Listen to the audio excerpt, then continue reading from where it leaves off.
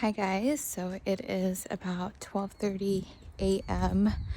day 31 of the challenge, and I am just finally getting in my first workout of the day, getting my outdoor walk in. Unfortunately, today was just one of those days where there was not a single minute of downtime, so both of my workouts have had to get jammed in to the end of the day. So I'm gonna be up for a little bit getting this done. But day 31, can't quit now, must keep going. Okay, so we are getting close to it being almost 2 a.m. The only thing that I did get to do in advance today was read. So I have my chapter highlighted, which I will run through, and then I need to get myself to bed because my first run till tomorrow morning is at 7:30 a.m., which means I need to be up and going way before then. Okay, so lesson 4.17 of The Wealthy Gardener, and this one is called Fortitude.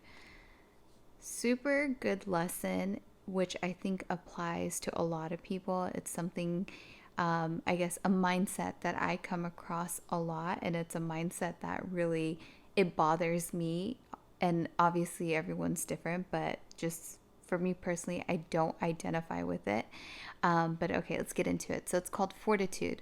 Fortitude is the strength to endure suffering and sacrifice without self-pity or complaint.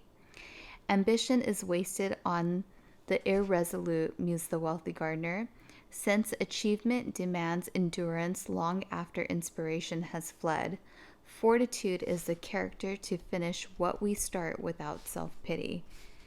And this cannot be more true, especially with my journey with Turo. I wish I had more documentation of 2019 and sort of all the craziness that I experienced with the cars, just the sheer amount of major accidents that I experienced. And as I've mentioned before, 2019 was a real anomaly, but I really think that for most people, if you would have experienced the dozen or so minor to major accidents that I had, plus the two totaled cars 2 weeks apart from each other, right at the end of the year.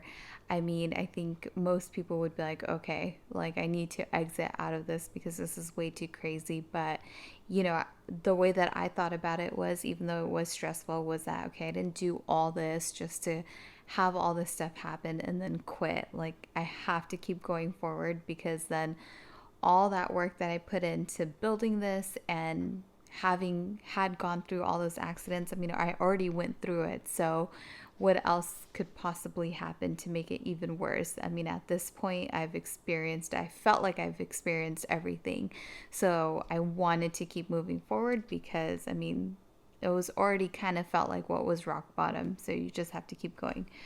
Okay, our sacrifice is found in our free time. The workday is the price we all pay to stay alive, but our free hours are the price we pay for our dreams. I used my free time this year to better my life, agreed Santos, and I realized that my best life had previously been lost in the empty hours. It's a shame how many years have passed without progress.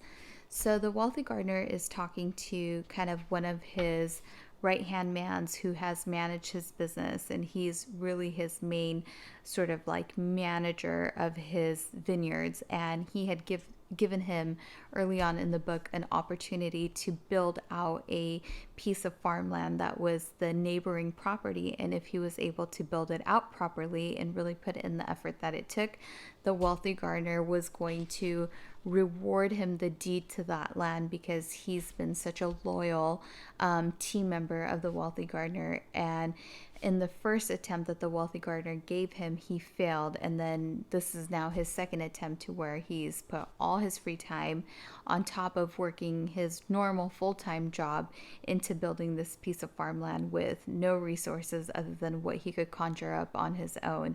But yeah, speaking of free time, it's like everyone thinks that, oh, if you get in your 9 to 5, like you're doing all that you can, or I shouldn't say everybody, but I think a lot of people think that if you're working your 9 to 5, like you're doing all that you can do, but there's so much more that you can get out of your day if you're really trying to create something greater for yourself. Fortitude is the strength to weather storms and work through adversity when ambition, courage, and willpower have won. It's the resolve to soldier on, stay the course, and plod forward into obstacles long after inspiration has fled. Fortitude is the ability to indefinitely endure struggles, workloads, sacrifices, and rejections for dreams. The key to endure demanding work is to focus on meaning. When self-pity descended on me, I focused on my why. During the year, almost every day, I repeated a mantra from my favorite literary verse. For life is just an employer. He gives you what you ask, but once you have set the wages, why, you must bear the task. We must make it through the finish line of our unrealistic pursuits. Starters are common, but finishers are rare. Genius begins great works, said Joseph Joubert. Labor alone finishes them. It's fun to dream, but achievement is built on hours.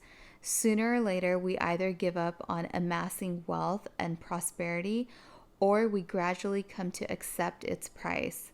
Uncommon rewards are available to those who can pass the test of sacrifice and persistence.